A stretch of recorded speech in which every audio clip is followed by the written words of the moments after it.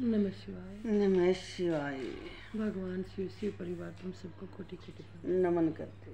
नमस्ते नमस्ते नमस्ते नमस्ते। भगवान शिव की कथा गणित रूप करिए। अध्याय का नाम है साध्य साधन आदि का विचार तथा श्रवण, कीर्तन और मनन, इन तीन साधनों की श्रेष्ठता का प्रतिपादन। व्यास जी कहते हैं कि सूत जी का यह वचन सुनकर वे सब महर्षि बोले कि अब आप हमें वेदांत सार सर्वस्वरूप अद्भुत शिव पुराण की कथा सुनाइए। सूत जी ने कहा कि आप सब महर्षिगण रोग शोक से रहित कल्याण में भगवान शिव का स्मरण करके पुराण परवर शिव पुराण की जो वेद के सार तत्वों से प्रकट हुआ है कथा सुनिए। शिव पुराण में भक्ति, ज्ञान और वैराग्य इन तीनों का प्रीतिपूर्वक गान किया गया है और वेदांत वेग सदसत्तु का विशेष रूप से वर्णन है। इस वर्तमान में कल्प में जब सृष्टि कर्म आरंभ हुआ था उन दिनों 6 कुलों के महर्षि परस्पर वाद विवाद करते हुए कहने लगे, अमुक वस्तु सबसे उत्कृष्ट है और अमुक नहीं है। उनके इस विवाद ने अत्यंत महान रूप धारण कर लिया। तब वे सब के सब अपनी शंका के समाधान के लिए सृष्टिकर्ता अविनाशी ब्रह्मा जी के पास गए और हाथ जोड़कर विनय भरी वाणी में बोले कि प्रभु, आप संपूर्ण जगत को धारण पोषण करने वाले तथा समस्त कारणों के भी कारण हैं। हम यह जानना चाहते हैं कि संपूर्ण तत्वों से परे परात्पर पुराण पुरुष कौन है। ब्रह्मा जी ने कहा कि जहाँ से मन सहित वाणी उन्हें न पाकर लौट आती है तथा जिनसे ब्रह्मा विष्णु रुद्र और इंद्र आदि से युक्त यह संपूर्ण जगत समस्त भूतों एवं इंद्रियों के साथ पहले प्रकट हुआ है, वे ही ये देव महादेव सर्वज्ञ एवं संपूर्ण जगत के स्वामी हैं। ये ही सबसे उत्कृष्ट है। भक्ति से ही इनका साक्षात्कार होता है, दूसरे किसी उपाय से कहीं इनका दर्शन नहीं होता। रुद्र हरि हर तथा अन्य देवेश्वर सदा उत्तम भक्ति भाव से उनका दर्शन करना चाहते हैं।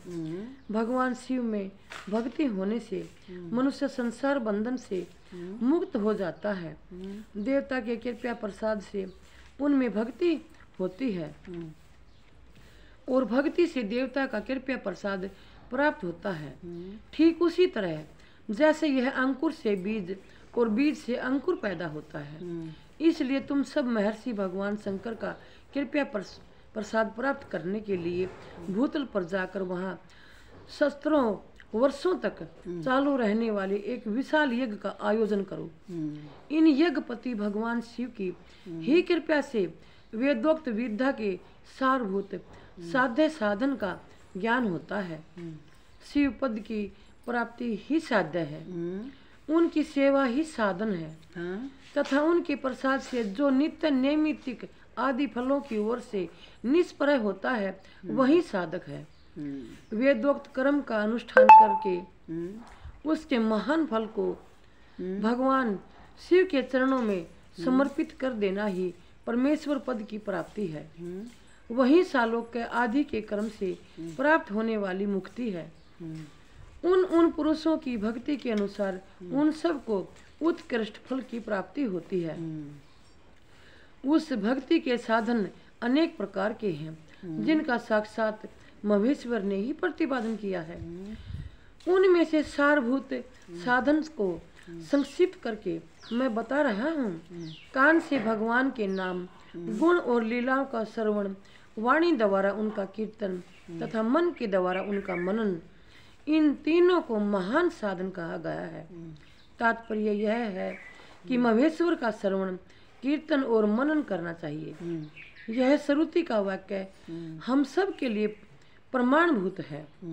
इसी साधन से संपूर्ण मनोरथों की सिद्धि में लगे हुए आप लोग परम साध्य को प्राप्त हो। लोग प्रत्यक्ष वस्तु को आँख से देखकर उसमें प्रवृत्त होते हैं, परंतु जिस वस्तु का कहीं भी प्रत्यक्ष दर्शन नहीं होता उसे श्रवणेन्द्रिय द्वारा जान सुनकर मनुष्य उसकी प्राप्ति के लिए चेष्टा करता है। अतः पहला साधन श्रवण ही है। उसके द्वारा गुरु के मुख से तत्वों को सुनकर श्रेष्ठ बुद्धि वाला विद्वान पुरुष अन्य साधन कीर्तन एवं मन की सिद्धि करे। कर्मस मनन पर्यंत इस साधन की अच्छी तरह साधना कर लेने पर उसके द्वारा सालोक आदि के कर्म से धीरे धीरे भगवान शिव का सहयोग प्राप्त